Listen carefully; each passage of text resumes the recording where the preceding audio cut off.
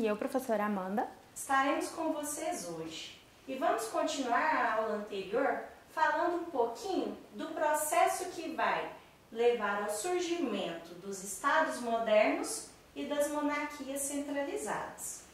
Vimos um pouquinho na aula anterior que aconteceu um movimento das cruzadas, encabeçado pela Igreja Católica e apoiado por vários segmentos da sociedade, cada um com um interesse. Todos queriam chegar na Terra Santa e dominar esse território que estava ocupado principalmente pelos árabes, que não só dominavam a questão religiosa, mas a questão comercial. O interesse desses grupos, se a gente for pensar, era em relação ao poder, ao território, ao comércio e, como vimos na aula anterior, o perdão dos pecados. Com o fim das cruzadas, os nossos nobres, muitos deles, eles vão perder muitas riquezas, porque eles vão ter muitos gastos com essas expedições aqui. O resultado vai ser o quê? Um enfraquecimento. Esse é um ponto que a gente tem que considerar para pensar nas mudanças da Idade Média para a Idade Moderna. O segundo fato vai ser a peste negra. Lembra que eu falei para vocês que com o crescimento das cidades, as cidades ela começa a crescer num espaço muito pequeno, e aí o que vai resultar disso? Muitas pessoas vivendo aqui e, consequentemente, a falta de higiene. E essa falta de higiene, logicamente, ela vai atrair vários animais. E um desses animais vai ser os ratos. Ou seja, o rato, ele se alimentava desse lixo, que estava contaminado. A pulga que estava no rato, ao picar o rato, ela ficava contaminada. Consequentemente, se ela picasse um ser humano ou um animal, a pessoa ficava contaminada. Por que peste negra? Porque ela dava algumas manchas. Em alguns casos, como se também fizesse algumas erupções, alguns caroços, e eles começavam, de certa forma, interferir na carne da pessoa, causava o apodrecimento. Então, pessoas perdiam parte do dedo, parte do nariz, e essa doença era tão grave que ela poderia matar, às vezes, uma pessoa, dependendo das condições dela, em questão de 24 horas. Essa peste, ela vai dizimar milhares de pessoas em toda a Europa. E qual vai ser a consequência mais drástica se nós formos pensarmos? Como ela vai matar muitas pessoas, lembra que nós vimos sobre o feudo na aula anterior?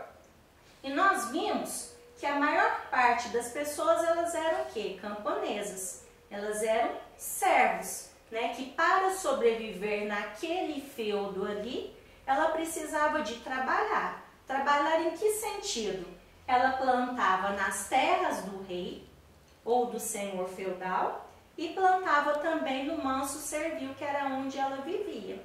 Mesmo plantando no seu território para sobreviver, parte daquilo ali ela tinha que pagar, ou como imposto, ou como utilização de moinho, ou alguma ferramenta que existia no feudo.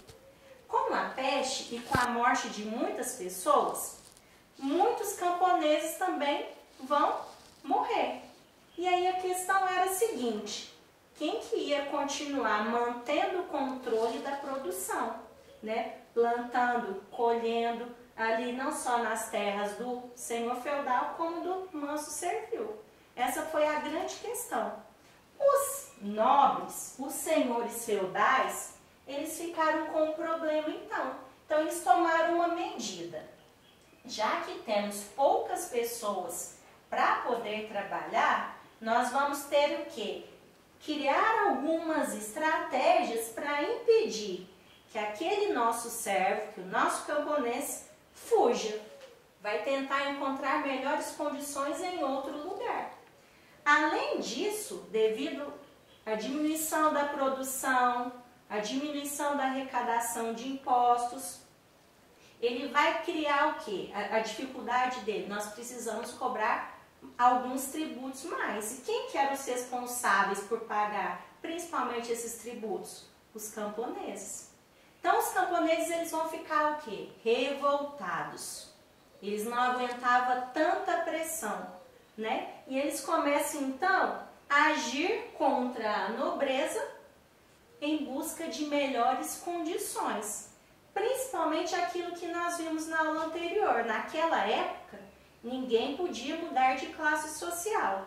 Se ele era um nobre, mesmo ele perdendo as riquezas, ele não deixava de ser nobre.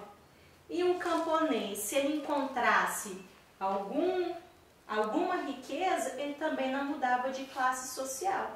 Então, se nós formos pensarmos, esses fatores aqui, eles vão contribuir para que aquela Europa, né, aquelas regiões que estavam totalmente fragmentadas, divididas em feudos, elas comecem a tomar um novo rumo.